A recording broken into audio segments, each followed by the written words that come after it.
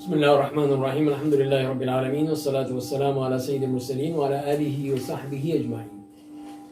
آج درس حدیث میں ہم عموماً ان چیزوں کی طرف توجہ دلائیں گے جن کو نبی کریم صلی اللہ علیہ وسلم نے منع فرمایا ہے، المنہیات۔ تو بہت سی چیزیں ہیں، اس میں اکثر تو وہی ہیں جو اخلاقی چیزیں ہیں جو ہمارے اخلاق میں در آتی ہیں اور نہ اللہ کو پسند ہے، اللہ کے رسول کو پسند ہے، تو اسی لیے ان کو سختی سے منع کیا گیا ہے۔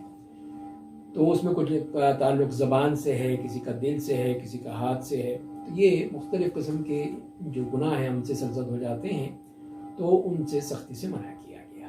اس میں پہلی چیز آتی ہے حسد۔ حسد کو حرام قرار دیا گیا، منع کیا گیا، اور اس سے مراد یہی ہوتے ہیں کہ جو حاسد ہے وہ اس بات کی تمنا کرتا ہے کہ جو دوسرے کے پاس نعمت ہے وہ کسی طرح ختم ہو جائے، کہ اللہ تعالیٰ نے اس کو اتنا اچھا مکان کیوں دیا، اللہ کرے اس کا مکان ختم ہو جائے، جل جائے، آگ لگ جائے، تباہ ہو جائے، برباد ہو۔ تو یہ حسد جو ہے یہ اس معنی بہت ہی خطرناک ہے۔ اور دوسری چیز جس کو پسند کیا گیا ہے وہ رشک کا ہے۔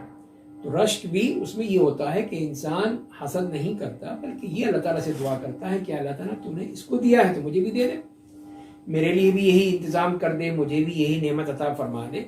تو رشک جو ہے وہ اس معاملے میں دوسری چیز ہے، وہ مختلف ہے، اس کو پسند کیا گیا ہے، اور حسد کو ناپسند کیا گیا ہے، حرام قرار دیا ہے۔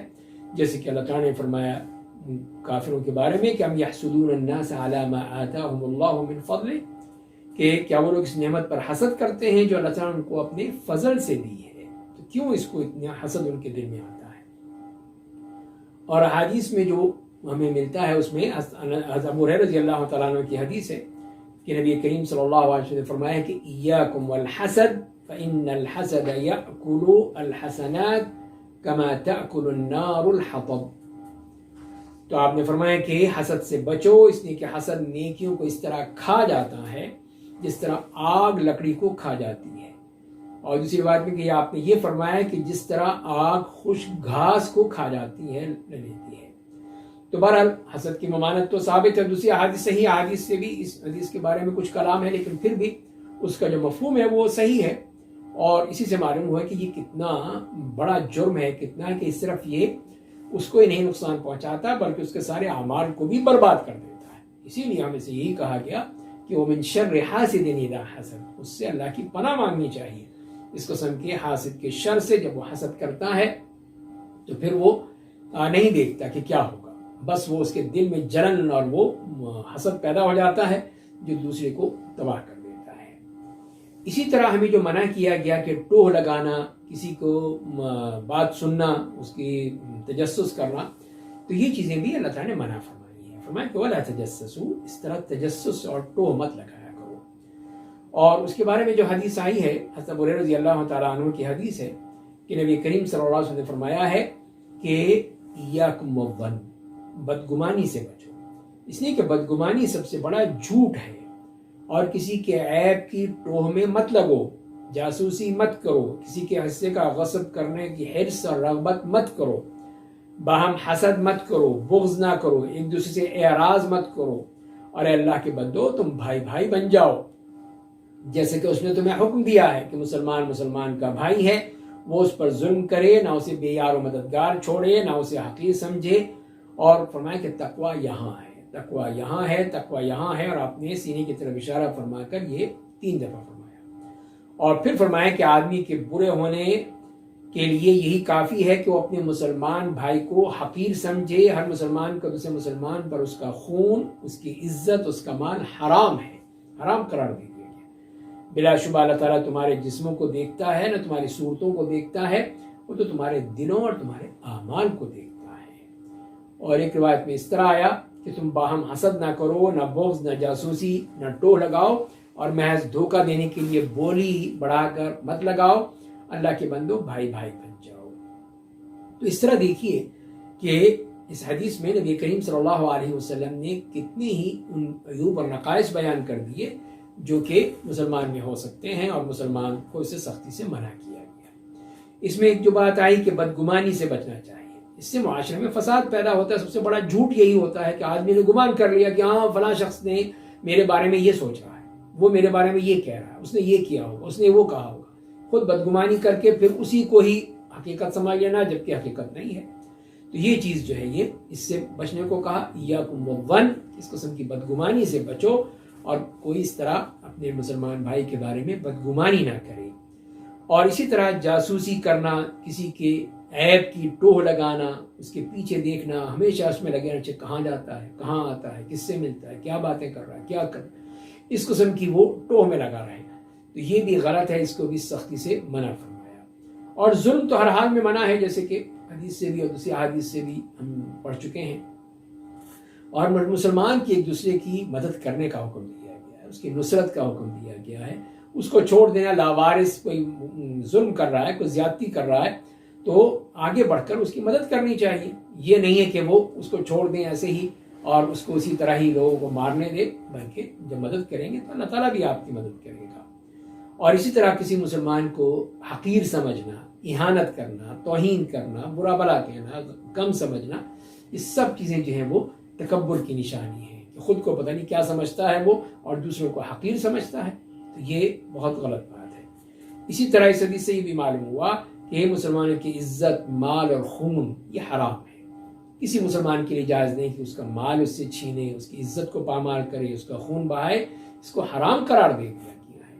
اور یہ باتیں آپ نے حجۃ الوداع کے موقع پر خاص طور پہ فرمائیں کہ وہ آخری موقع تھا. اور پھر اعمال کی درستگی کا معیار جو ہے وہ اخلاص نیت پر ہے، شکل و صورت پر نہیں ہے کہ بڑا خوبصورت ہے تو اس کا کام بھی اچھا ہوگا. نہیں، ایسی بات نہیں ہے. اخلاص نیت پکی ہے، سچی ہے، خالص ہے تو وہ اس پر ہوگا. اعمال اسی کے مطابق دیکھے جائیں گے. اور یہی وہ اصل چیز ہے کہ ایمان اور اصلاح کا جو اصل مقام ہے وہ دل ہے. دل میں ہی ایمان موجود ہے، دل میں ہی اصلاح کا جذبہ ہوتا ہے، دل میں ہی اخلاص ہوتا ہے، دل میں ہی نیت ہوتی ہے. تو اس کے ذریعے ہی سے پھر اللہ تعالیٰ اس کے اعمال کو پرکھتے ہیں، اس کو دیکھتے ہیں، اس کے مطابق ہوتا ہے. تو اسی لیے پھر ان دل کی اصلاح سب سے اہم چیز ہے. اور پھر مسلمانوں کے آپس میں جو تعلیم دی گئی کہ محبت ہونی چاہیے، بھائی چارہ ہونا چاہیے، ایک دوسرے سے آگے بڑھ کر اس کے ساتھ وہ مدد اور تعاون ہونا چاہیے. تو لہٰذا ایک مسلم معاشرہ جو ہے اسی طرح پیدا ہوتا ہے جب ہر شخص دوسرے کے لیے اچھائی چاہے گا، اس کے لیے نیکی چاہے گا، اس کے لیے محبت کرے گا، تو پھر وہ ایک مسلمان معاشرہ جو ہے اس طرح وجود میں آتا ہے. تو لہذا پھر اسی کی ہی دعوت دی گئی ہے اس حدیث میں. ایک اور حدیث اس طرح آتی ہے، معاویہ رضی اللہ تعالیٰ عنہ فرماتے ہیں کہ میں نے رسول اللہ صلی اللہ علیہ وسلم کو کہتے ہوئے سنا ہے، اِنَّكَ إِنِ اتَّبَعْتَ عَوْرَاتِ الْمُسْلِمِينَ أَفْسَدْتَهُمْ أَوْ كِدْتَ أَن تُفْسِدَهُمْ. کہ میں نے رسول اللہ کو فرماتے ہوئے سنا ہے، اگر تم مسلمانوں کے عیوب تلاش کرو گے تو تم انہیں فساد میں مبتلا کر دو گے، یا قریب ہے کہ تم انہیں فساد میں مبتلا کر دو. تو اس حدیث سے بھی جو بات معلوم ہوتی ہے کہ اس طرح جو آدمی جب اسے پتہ چلتا ہے کہ فلاں شخص جو ہے وہ میرے عیب تلاش کر رہا ہے یا میری باتیں سن رہا ہے، تو ظاہر اس کے دل میں بھی کتنا ملال پیدا ہوگا. اور ہو سکتا ہے کہ وہ کہے کہ اچھا یہ میرے خلاف یہ کر رہا ہے تو میں بھی کروں اس کے خلاف. تو یہ اسی طرح فساد بڑھتا ہے. ایک چیز شخص تھا، دوسرے پہ پہنچا، دو مل گئے، دوسرے نے آگے بتایا کہ غیبت کی، اور وہ چیز بڑھتی چلی گئی اور پھر پورے معاشرے میں فساد پھیل گیا. تو لہذا پھر یہی چیز فرمائے کہ اس طرح تم لوگوں کی اس طرح ٹوہ لگاؤ گے، اس کے پیچھے بھاگو گے تو تم ان کو برباد کر دو گے. اس لیے کہ لوگ پھر اسی کے مطابق سوچیں گے، یہی کریں گے. یہی بربادی معاشرے میں ہوتی ہے جب کس قسم کا تجسس اور ٹوہ جو ہے وہ بڑھتا چلا جاتا ہے. اور حدیث میں یہی آتا ہے، ابن مسعود رضی اللہ عنہ سے روایت ہے کہ ان کے پاس ایک آدمی کو لایا گیا تو اس کے بارے میں بتایا گیا کہ یہ فلاں آدمی ہے جس کی داڑھی سے شراب کے قطرے گر رہے تھے. ابن مسعود نے فرمایا کہ ہمیں عیب تلاش کرنے سے منع کیا گیا ہے، لیکن اگر ہمارے سامنے کوئی چیز ظاہر ہوگی تو ہم اس پر گرفت کریں گے. اس لیے کہ صرف شبہ ہے، کسی نے پھینکی ہو اس کے اوپر، وہ گر گئی ہو اس کے جسم پر، اس کے کپڑوں پر، اس کے چہرے پر، تو ہم یہ کہیں کہ نہیں یہ شراب پی رہا تھا. تو یہ جب تک کہ کوئی دلیل نہیں، کوئی یقین نہیں، کوئی پروف نہیں، کوئی گواہی نہیں، تو کیسے کسی کو ہم پکڑ سکتے ہیں؟ کیسے ہم اس کو کہہ سکتے ہیں کہ یہ ملزم ہے، اس نے یہ کام کیا؟ نہیں. تو لہذا محض شبے کی بنیاد پہ کسی کو اس طرح نہیں لیا جا سکتا. تو اس سے بھی منع کیا گیا. اسی طرح جس چیز سے منع کیا گیا ہے کہ مسلمانوں سے بدگمانی کرنا بھی، جیسے ہم نے بات کی، وہ منع ہے. ایاکم والظن فإن الظن اکذب الحدیث. تو یہ بھی ہم بات کر چکے ہیں کہ یہ بدگمانی بہت بری بات ہے. اس طرح کسی کے بارے میں غلط بات سوچنا، غلط کرنا. اور پھر اس بات کو بھی سختی سے منع کیا ہے کہ حقیر جاننا کہ فلاں شخص جو ہے وہ کم تر ہے، اور اس چیز کو بھی اللہ تعالیٰ نے بھی ذکر کیا، جیسے سورہ حجرات میں فرمایا کہ یا ایھا الذین آمنوا لا یسخر قوم من قوم عسى ان یکونوا خیرا منهم ولا نساء من نساء عسى ان یکن خیرا منهن ولا تلمزوا انفسکم ولا تنابزوا بالالقاب بئس الاسم الفسوق بعد الایمان ومن لم یتب فاولئک هم الظالمون۔ آپ نے اللہ تعالیٰ فرماتے ہیں کہ اے ایمان والو، کوئی قوم کسی قوم سے استہزاء نہ کرے، مذاق نہ اڑائے۔ ممکن ہے کہ وہ لوگ ان سے بہتر ہوں، اور نہ عورتیں دوسری عورتوں سے اس طرح کا مذاق کریں۔ ممکن ہے کہ وہ ان سے بہتر ہوں، اور اپنے مومن بھائیوں کو جب کوئی عیب مت لگاؤ، نہ ایک دوسرے کو برے ناموں سے پکارو۔ ایمان لانے کے بعد برا نام رکھنا اللہ تعالیٰ کی حکم و دوری ہے، اور جو توبہ نہیں کریں گے پس وہی لوگ ظالم ہیں۔ تو اس طرح پھر اللہ تعالیٰ نے اس بات کو سختی سے منع کر دیا کہ اس طرح تحقیر آمیز سلوک کرنا، مذاق اڑانا، یہ اسی کے لیے کہ آپ اسے کمتر سمجھ رہے ہیں، اس کی ہر بات کو آپ مذاق اڑا رہے ہیں، ہنسی کر رہے ہیں، استہزاء کر رہے ہیں، تو یہ چیزیں جو ہیں یہ سب غلط باتیں ہیں۔ اور حدیث میں بھی یہی آتا ہے کہ حضرت ابو رضی اللہ عنہ فرماتے ہیں، صحیح مسلم کی روایت ہے کہ رسول اللہ صلی اللہ علیہ وسلم نے فرمایا کہ آدمی کے برا ہونے کے لیے یہی کافی ہے کہ وہ اپنے مسلمان بھائی کو حقیر سمجھے، حقارت سے دیکھے۔ تو یہی اس کا مطلب یہ ہے کہ وہ شخص جو ہے وہ خود ہی برا ہے، تو لہذا ہمیں تو اچھا سمجھنا چاہیے، اس کے بارے میں اچھا سلوک ہونا چاہیے۔ ٹھیک ہے بظاہر آپ کو نظر نہیں آ رہا، لیکن یہ نہیں ہے کہ آپ اس کو برا سمجھیں، حقیر سمجھیں، لیکن جب تک کہ کوئی بات معلوم نہ ہو۔ تو لہذا کسی کو حقیر جاننا یہ بہت بری بات ہے۔ مطلب یہ کہ خود اس کے اندر خرابی ہے، اس کے اندر جو ہے کبر ہے، تکبر ہے، بڑائی ہے، اور اس کی بنا پر وہ دوسروں کو بھی حقیر سمجھتا ہے، کمتر سمجھتا ہے، برا سمجھتا ہے، تو اسی سے منع کیا۔ اور ابن مسعود جو رضی اللہ تعالیٰ نے ایک روایت بیان کرتے ہیں، جو صحیح مسلم ہی کی روایت ہے، کہ نبی کریم صلی اللہ علیہ وسلم نے فرمایا کہ لا يدخل الجنة من كان في قلبه مثقال ذرة من کبر، کہ وہ شخص جنت میں نہیں جائے گا جس کے دل میں رائی کے دانے کے برابر بھی تکبر ہوگا، اتنا سا بالکل جس کی کوئی وہ حیثیت ہی نہیں، اس کے برابر بھی اگر اس میں کوئی تکبر ہے تو وہ شخص جنت میں نہیں جائے گا۔ تو ایک آدمی نے عرض کیا کہ بے شک آدمی پسند کرتا ہے کہ اس کا لباس اچھا ہو، اچھا لباس پہن کے جائے، اس کا جوتا جو ہے وہ اچھا ہو، تو کیا یہ بھی تکبر ہے؟ اچھا کپڑا پہننا، اچھے جوتے پہننا، اچھے چیزیں استعمال کرنا۔ تو آپ نے فرمایا کہ بے شک اللہ تعالیٰ خوبصورت ہے اور خوبصورتی کو پسند کرتا ہے۔ تکبر تو ہے حق کا انکار کرنا، حق کا انکار کر دیا جائے اور لوگوں کو حقیر جانا جائے، یہ ہے تکبر۔ تو اچھے کپڑے پہننا یہ تو تکبر نہیں ہے، اس کو تو پسند کیا گیا ہے، کہ جیسے فرمائے کہ اللہ جمیل یحب الجمال، کہ اللہ تعالیٰ خود خوبصورت ہے، اس کی صفت ہے، اور اسی طرح وہ جمال کو پسند کرتا ہے۔